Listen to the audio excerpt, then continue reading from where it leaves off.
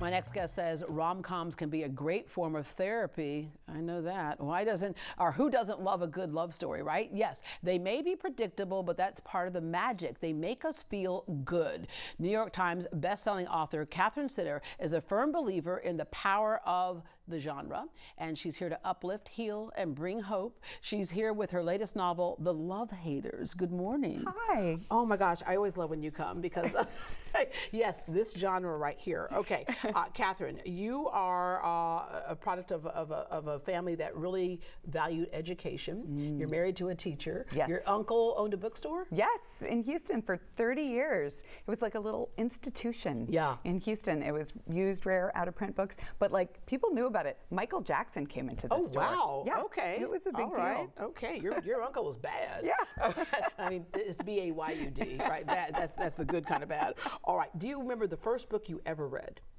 Oh, wow. From cover to cover, the one you connected to. By myself, without a parent reading it to me.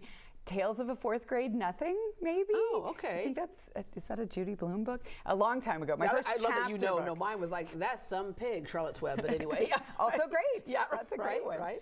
Yeah, reading was big in my house. We did, my mom has a master's in library science, so she's a librarian. Well, there you go. But it also speaks to the importance of access and telling a child, go read, right? Yeah. Open the world to yourself. So you had that advantage. Yes. In third grade, you had a teacher who said, if you use a word more than 3 times in a conversation, it was yours. Yes, that's and you true. set out to collect as many words as possible. I did. I got very obsessed with like collecting as many words as I could. I got a little dictionary as a gift as a kid, and I started highlighting it every time I looked up a word. For a second. Okay, as a kid, you got a dictionary, and you were happy for it, weren't you? I was thrilled. See, kids need to know today, but we have a parallel path here. I got a tape recorder, and I was interviewing people. So you see what happened. You got the dictionary. I was, But not only that, in third grade, you also got another gift, a typewriter. A typewriter, I did, and I thought, well, this will solve everything. Now I'm a writer. All I needed was the typewriter, and then I wrote something. I did a little one-page story, and then I pulled it off, and I read it, and I was like, oh, this isn't great. But was it a kind of a romantic story? Not yet. It took me a while to discover the joys of I was going to say, in third stories. grade, were you doing a romantic? Okay, Yes. all right. What was the first romance novel you ever read? Oh, well, as an adult, it was a slightly, shockingly to me, spicy romance novel by a woman named Tessa Dare, and she writes historical romances. I had really never read a romance novel before, and I felt like when I read that book, I had so much fun. I felt like a person who had spent her entire life eating boneless, skinless chicken breasts, and I had just discovered chocolate cake. Wow. I didn't know books could be fun. I have a confession to make. I ran across my first romance novel in third grade. Oh! And I was like, what is going on here? And I hid it because I thought I was doing something naughty. Because I was like, I don't understand all of this.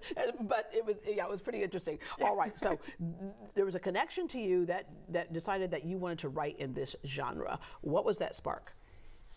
Well, I always loved love stories, but my training... I think everybody does, right? Yeah. I mean, in a way, we all do. But my training was very literary. I went to the University of Houston's creative writing program, which is very literary. And I think we all, as a culture, are a little bit snooty about romance novels. Like, we all kind of roll our eyes at love stories. We all lie. Even men are reading them, too. They are. I know that for a fact. But I didn't really give myself permission to be writing them until I got a little bit older, and I started sort of going through a process of literary desnobification, where I just sort of let go of some of those old attitudes. It was after I read that first book. Get lost in the story itself, as opposed to it's a very joyful genre. It's full of hope.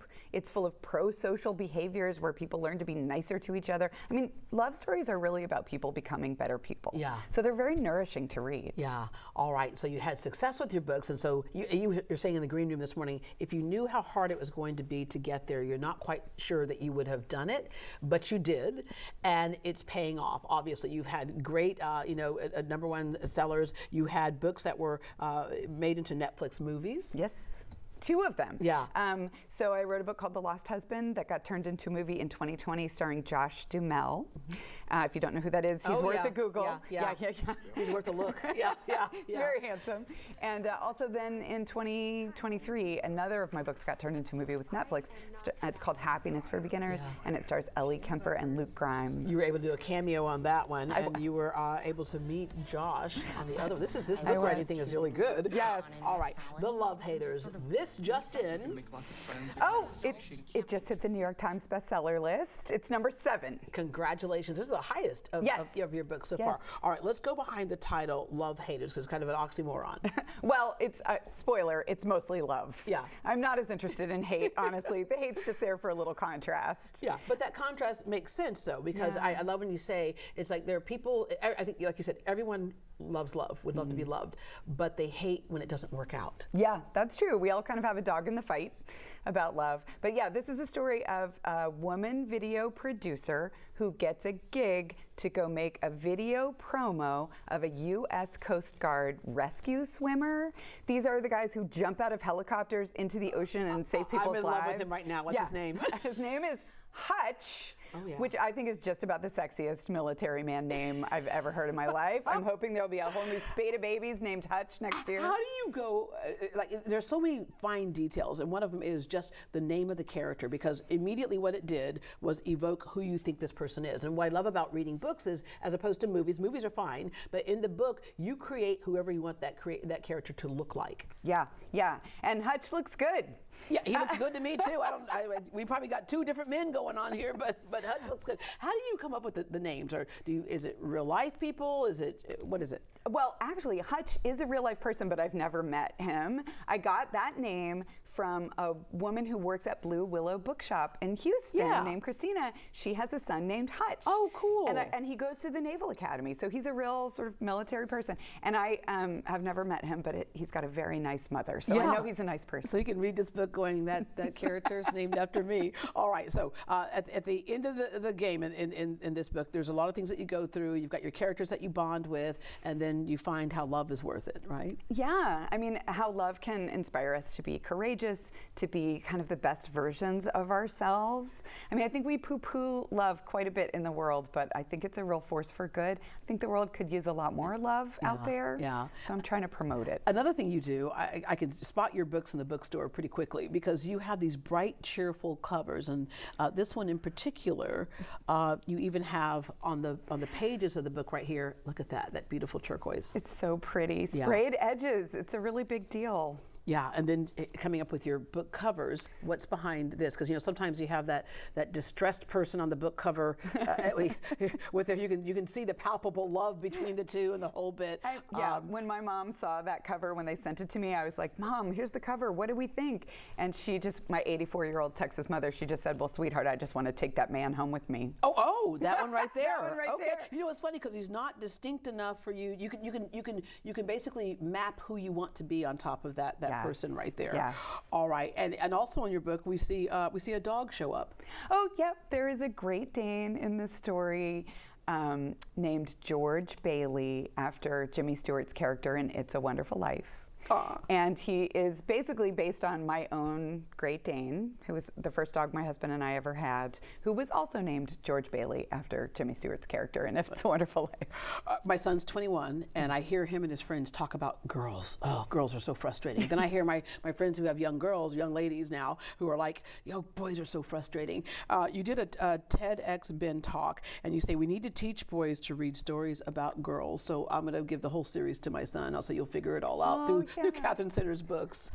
Yeah, he'll be good at love on the other side of that. I think everybody can learn a lot about love from romance novels. Yeah. Okay, your best advice for somebody who is trying to write a book. I get this question all the time. People go, I just don't know how to start. Oh, my best advice for people who want to write is always to pay attention to what you're getting right. Don't be so hard on yourself. Mm-hmm. Be sweet to yourself. We're all good at being hard on ourselves, but we have to in any creative situation, we have to practice the art of self-encouragement. You have to notice what you're getting wrong, that's fine. But also, when you write something funny, when you write something true, when you find just the right word for something, you have to kind of celebrate that and enjoy the process. It'd be okay putting it down, walking away from it for a bit, and then coming back to it. Katherine, thank you so much for always coming back to visit us, and congratulations on this book. Thank you. All right, for more information about The Love Haters and Katherine's book tour, visit greatdayhouston.com and we will connect you. She is selling out on that book tour all over the place, and we see why.